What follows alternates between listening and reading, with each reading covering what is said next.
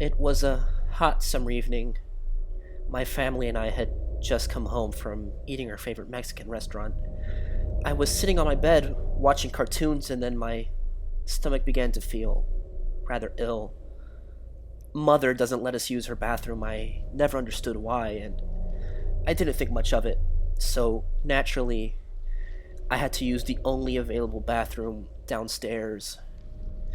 As I approached the stairs, I heard a faint groan as if someone was crying for help. I I didn't think much of it. I had been watching a lot of television anyways. Perhaps my mind was still fuzzy and I was imagining it.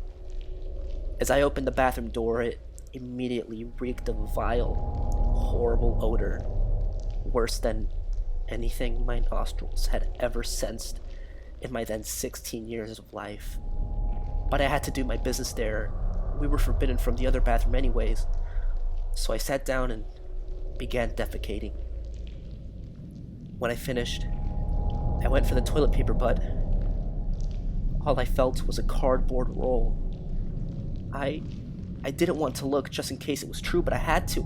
I had to. When I turned my head, there was no toilet paper. And the stools that were released from my body that night weren't exactly solid.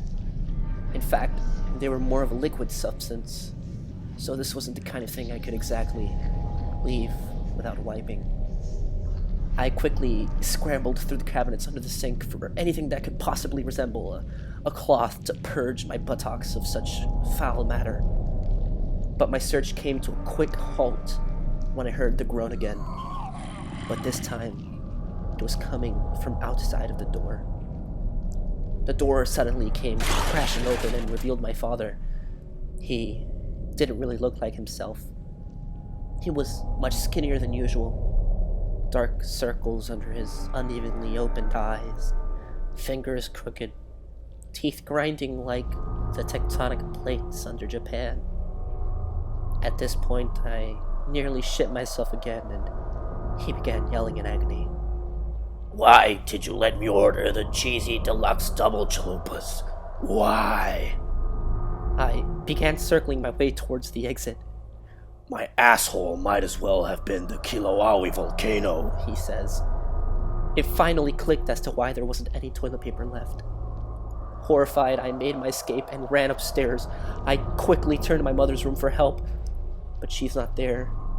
Scared for my life, I take refuge in my mother's forbidden bathroom. As soon as I shut the door and turned around, I was paralyzed of shock, to say the least. The room was lined with dozens of large phallic objects. An electric humming I didn't even realize was there stopped, and suddenly the room was dead silent. I slowly looked to where the humming came from, and I see Mother naked on the floor with her legs spread open and one of the phallic objects inside of her. She puts her fingers in her mouth to shush me as she pulls out the object. I began to cry, but I couldn't move. She whispered to me, "Don't tell your father." I murmured, "Tell him what?" "Don't tell him that I'm using his toys." We heard the loud groaning coming from outside the door again. I made my way to the window to evacuate him. And that was the last time that I ever saw Mother.